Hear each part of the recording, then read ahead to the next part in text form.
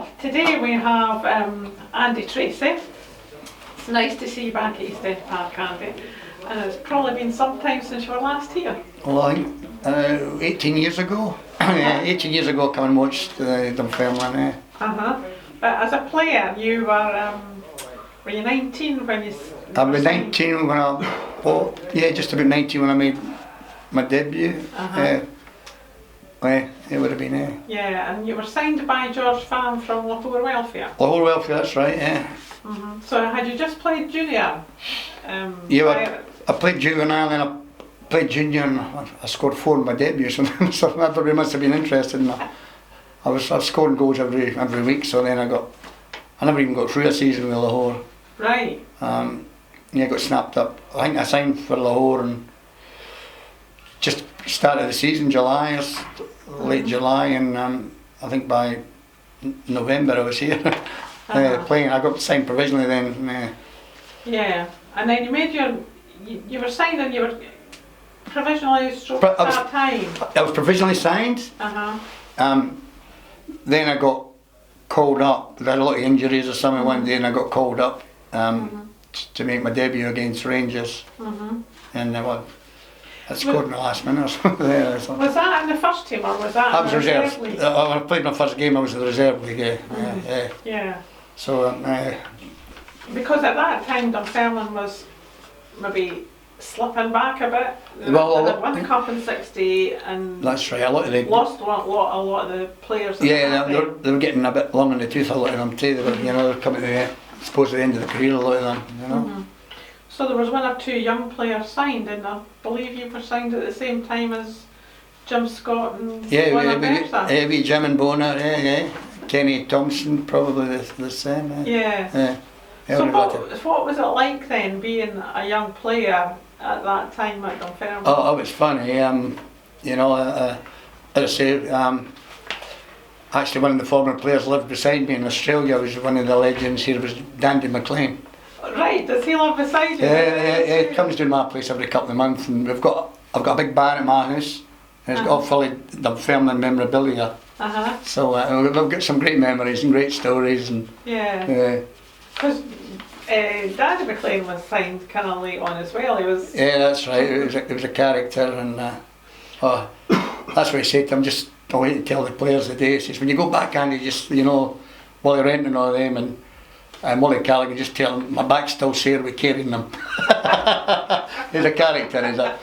Then he got captain Big Dandy McLean. He got cap for Scotland. Yeah. And John Gregg was the captain. And Dandy, after the game, John Gregg says, Dandy, you were terrible, you had a nightmare. And he says, didn't worry about that. He says, there's more about that come for John. He'll laugh a minute, Dandy, he's a character. There's some characters here at the time, right? Yeah.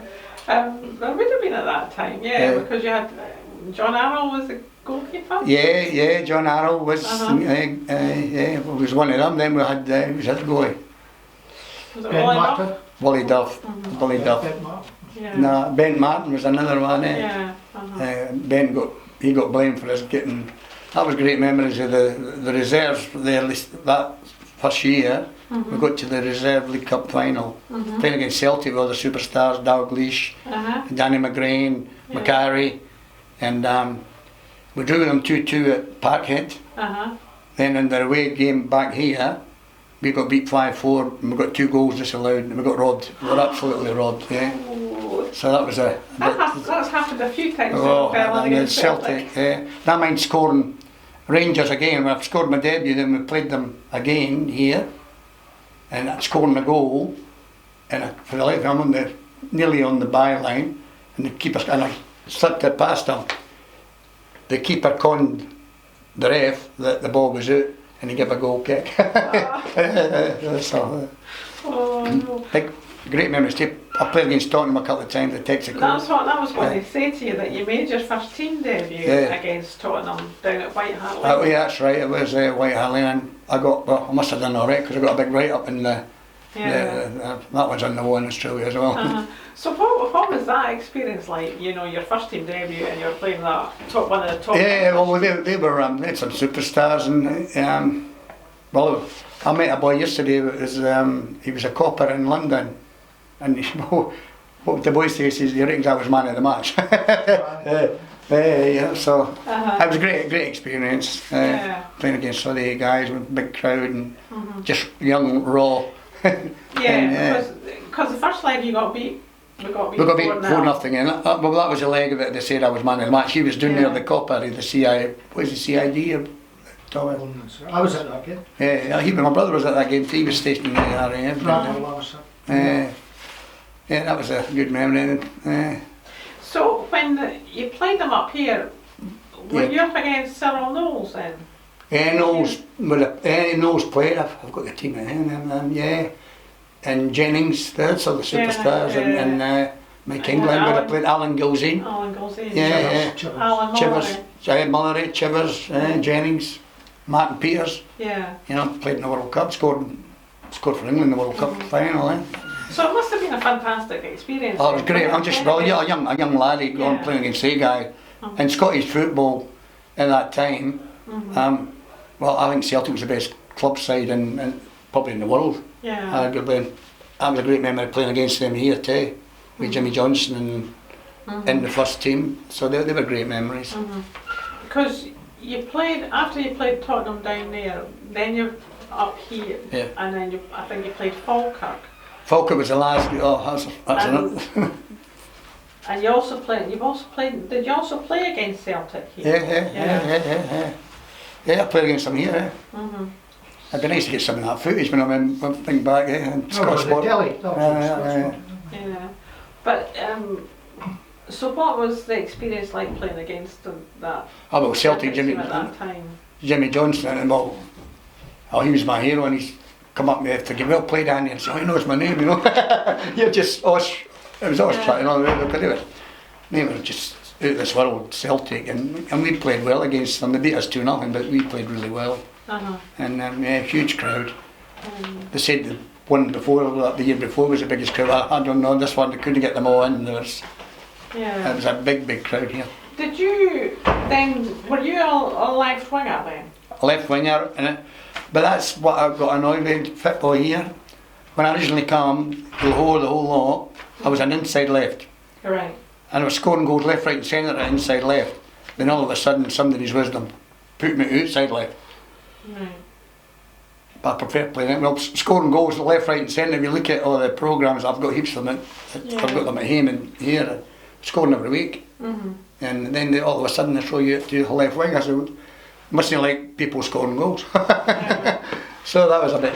was that a bit awkward then? And who did that? Was that George Farm then? That wasn't Farm, it wasn't Farm. It was because Ian Bain, I think, was the reserve league team coach, and it was him that threw me out there at that time.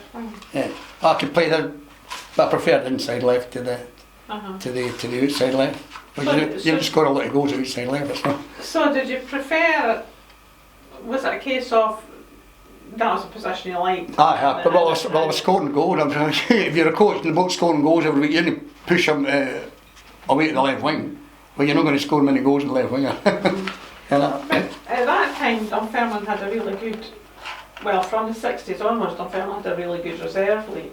Yeah, they did. And it carried on. So, when you were here, we'll get into a reserve league cup final. And the results showed that you were up in the top half of the league as well. So, who else did you play with then? And that team? And that team would have been Kenny Thompson, Jimmy Scott, the reserves, McKinney, he's dead, George McKinney, God rest him. And Jimmy Thompson played a lot of the games then. Then Bertie come back for injury. Bertie played a lot of the games, getting back to full fitness. Because he had a leg in it. He broke his leg, Bertie. And then, a lot of the guys played on this, trying to remember what it was. And big clown at the back was Dougie Bailey. He was, he played centre half most of the games. He was a character too. Yes, it was. There's some characters. The strips didn't quite. No, it was getting a wee bit big for the strips. But what a character he was. who else then was the characters at that time? Dandy McLean was George McLean was the clown. Because I Mm-hmm. remember Bob Medvin was the assistant trainer. And Big Dandy all the time, and he's saying to Big Dandy one day, Dandy, can you shut up? He said, you're going on there like a parrot. And Dandy said, what was that, Bob? What was that, Bob? What was that, Bob? Oh, you see the laughs, they were priceless, the laughs. It was just great fun. Yeah. Oh, did the senior players then help you young guys along? Well, Willie Callaghan was like a mentor to me, because Willie and I used to travel together, and Willie Renton as well. Willie and I lived in the same village and come from the same background, lower welfare. And yeah, Willie was a great tutor too. Yeah. So, as a young guy, it was obviously a great experience then. Oh, it was just awesome. Making the first team and playing against, the superstars at that time. England won the World Cup in '66, and Jen Peters and all them guys playing against them. It was Joe Kinnear as well, Irish internationalist. And yeah, it was just an awesome experience. Yeah. Was your stay was probably short-lived in the fact that you didn't get many games either in the first team. But you obviously played well in the reserve. I scored a hell of a lot of goals, and yeah, that's what I'm saying. That was a disappointment getting. I don't know what the coach was thinking, throwing me out in the left wing. And if you look at some of the earlier cuttings that I've got in all the games, I scored nearly every game. All the early games I was scoring. And I said, well, they mustn't like people scoring goals anymore. So that's football, isn't it? Yeah. I got a big offer before I went to Australia. I lost my mother, and that was a big blow. And before I come to Australia, I got an offer for Cowdenbeath, and I nearly there. I said, nah, I'll go to Australia. Well, before going on, is there any other game that you played in that stands out? Oh, didn't remind me. Yes, there was one. The last game I played, and it's ironic that it was against Falkirk in the first team. And Alec Ferguson was playing for Falkirk at the time, and my cousin had about 300 or 400 quid on his use a bookmaker. And you get this one, we're drawn 2-2 with maybe 5, 7 or 8 minutes to go, and I'm through. As I'm going to hit a kick to ground, I missed a sitter. They took the goal kick, knocked out the park, and Ferguson scored. So, and that was ups and downs of football. I should have finished the game, and he's missed it. The time they've got banged up the park. If I scored there, the time it was up, the game's finished. Yeah. But these things happen. That's football. I've played enough. The experience I got here, it was just invaluable when I went to Australia. So when you left here, because you were signed by George Farm. Yep, Farm got the sacks, so that. And then Alec Wright came in. Alec Wright, I didn't have much time for him, but yeah, he came in. Yeah. So, and it was him that haven't released me, yeah. So then what did you do after that when you were released by Dunfermline? Well, I said I got an offer, Cowdenbeath. Then Dundee were interested, Dundee United, the two of them, and the connections there. But then I got an offer to go to Australia, and I said, oh yeah. And the back of my mind was always Australia, because my father was a miner, and he got offered a job there, and we were all keyed up, ready to go, and my mum pulled the pin at the last minute. Do you mind of that? Jesus, that was it. And, but having said that, I was still playing professionally there when I was 40-year-old. Right, I was going to ask you, did you continue playing? Yeah, I was player coach and everything. I was 40-year-old and I was still. And the great thing was, I scored my debut in Australia, and with all the experience I had here, I was on fire in the early 70s, because Australia made the World Cup finals. And believe it or not, I was going to come back and maybe Cowdenbeath again, but then I got an offer of one of the richest men in Australia, and he says, you're not going anywhere. I said, no, you're not. And the guy, I don't know if you heard the Westfield shops, the guy that owns them was a millionaire Jew in Australia. And as I say, they've made the World Cup. And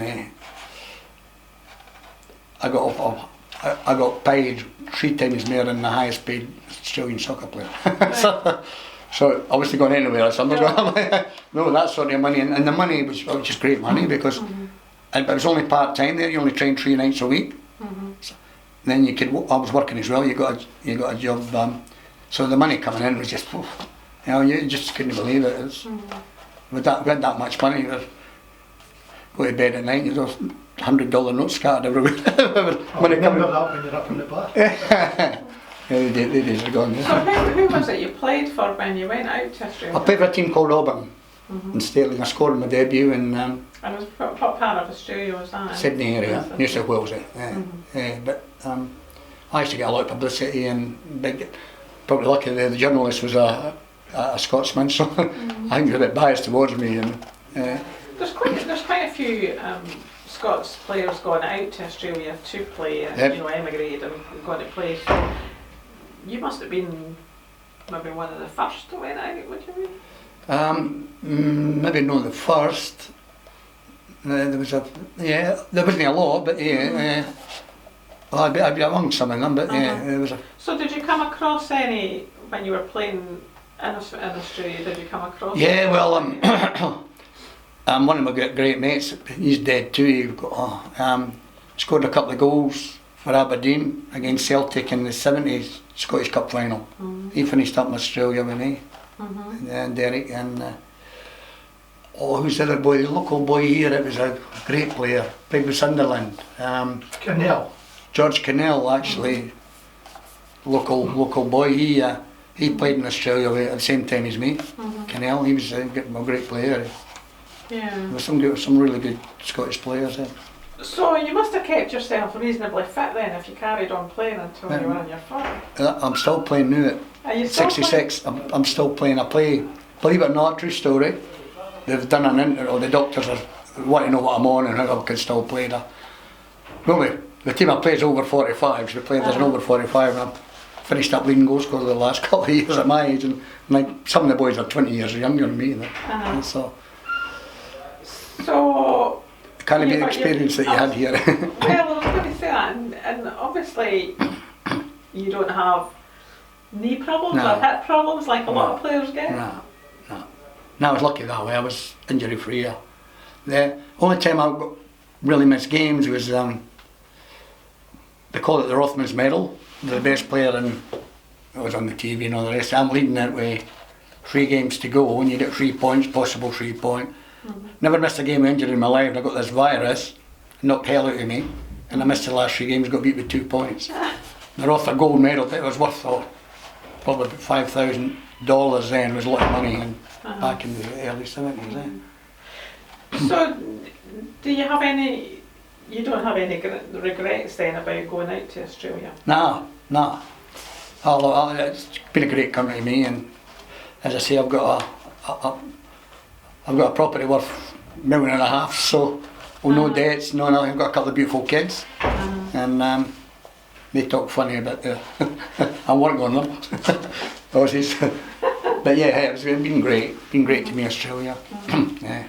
So you said you were back here 18 years ago. 98, I come and watch the game here. Yeah. So was that the first time that you had come back since your life in the 70s? I come back in 73. 73 I come back, 73 I come back. 79. Stayed with one of the legends, Irish football supporter, Liam Brady, superstar. I played with his brother in Australia, and remember going back staying with him in Ireland, and he got great memories. And Liam came out with Arsenal and looked us up, and a big tournament out there with Celtic won it. Brady was playing with Arsenal out there, and caught up with them all. It was great memories. Great ride through football. So has football given you, as you say, a lot of good memories? Oh yeah, a lot of good memories, and probably saved wisely too. I made some good money in Australia. It was great. When you get 3 times more money than the highest paid soccer player in Australia, you can't grumble.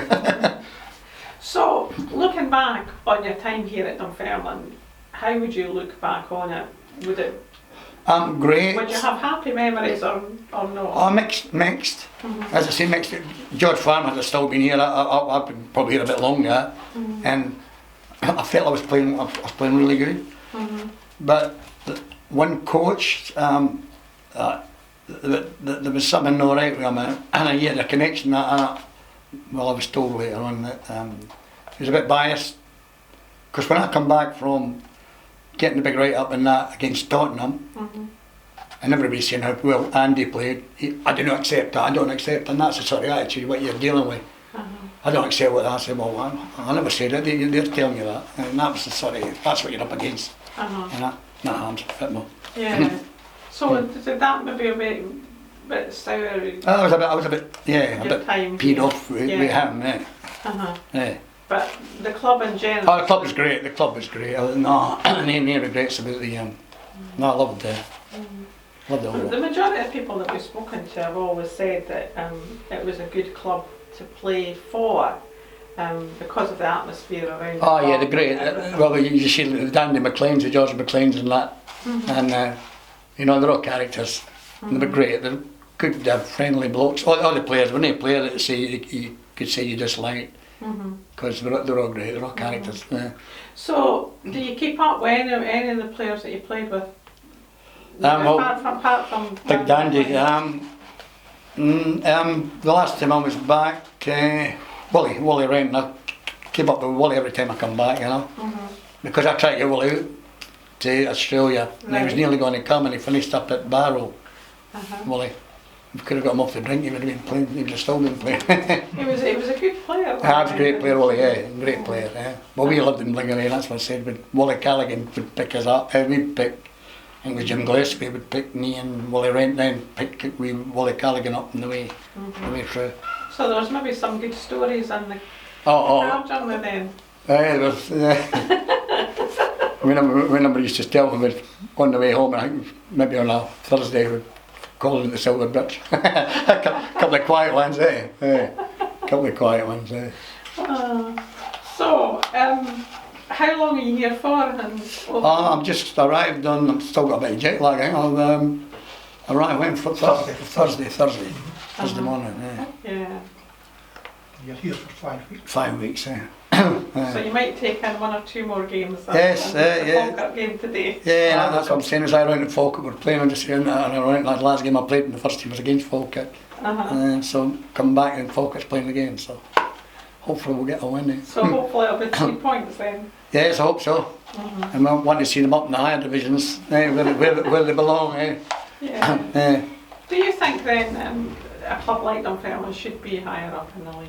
Well, I know we've had our struggles over the years at various times. Not be one of the Celtic or Rangers, and then winning the Scottish Cup twice and getting the final 3 times in that, and in Europe and that, you know, that's some achievement, isn't it? In the 60s, and that was the calibre of the player that was produced in Scotland then. They don't have them anymore, I don't think. they were just a unique bunch, a unique breed, that 60s bunch of soccer players. We were just fantastic players, Scotland, huh? Yeah. Well, Andy, it's nice to see you back here in Dunfermline, and on behalf of the Heritage Trust. Aye. Thank you very much for speaking to us. And,